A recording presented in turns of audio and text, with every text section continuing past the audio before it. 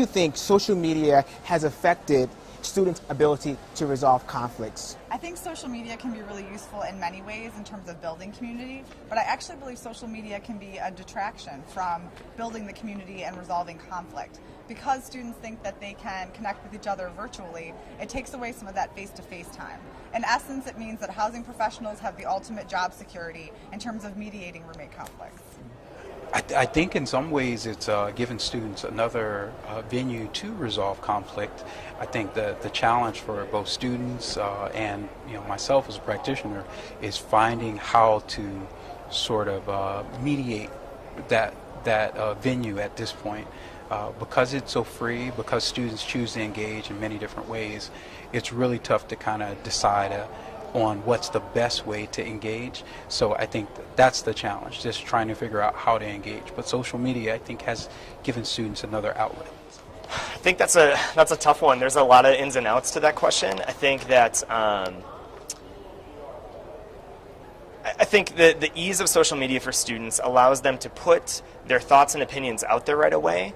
And so I think if you're meeting with students to help them resolve their conflict, sometimes there may be things when you're meeting with them that might go unsaid, but they've been said and they've been documented in social media. And so I think you can sort of get to the root of some of the issues right away and sort those things out there. So it might actually make it a little bit smoother, well, maybe not smoother, but a little bit faster of a process. You know, I think social media is a gift and a curse. Social media makes people bold and makes them say whatever they want to, not thinking about the ramifications of it. And you can see it through some of the cyberbullying and things that happen. That's the bad side of it. You say things on social media that you wouldn't say to somebody's face. So it gives you that exposure, and you get to get your name out and you get your feelings out or whatever, but we've lost that, if you will, that couth that we would have again in the face-to-face interaction. So again, a blessing and a curse. But I think it's the future of our profession. I mean, if we're going to meet the students where we're at, then we have to meet them in social media. Oh, wow. That's a really complex and tough question, you know.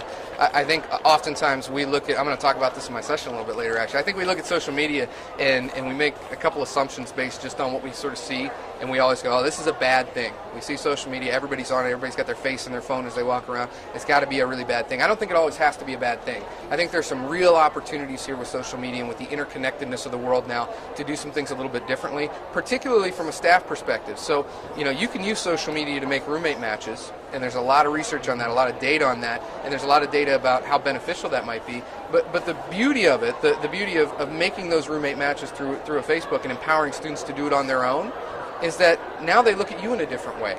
You didn't put them in that bad situation. You're there to help them if they're in a bad situation. And so I think social media can help people navigate conflict in the way that they partner with you, because you're going to empower them in the first place. You know, that's an interesting one. I think it's very easy to look at the challenges or the negatives in it.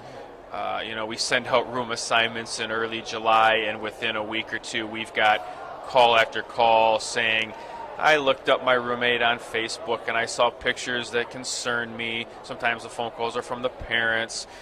So there's different elements of that. Of course, we have all the roommate conflicts that come through, and things get posted on Twitter or on Facebook, and instead of talking to each other face to face, they're doing those kinds of things. And it's so much easier to verbalize disputes online than it is face to face, and because it's online, you don't have the nonverbals.